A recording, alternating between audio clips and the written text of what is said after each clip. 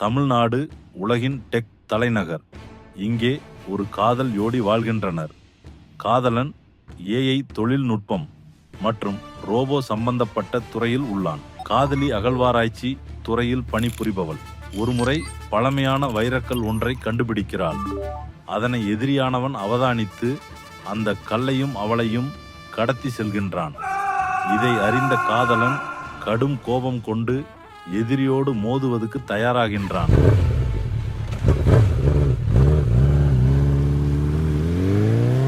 எதிரி படைகளோடு மோதி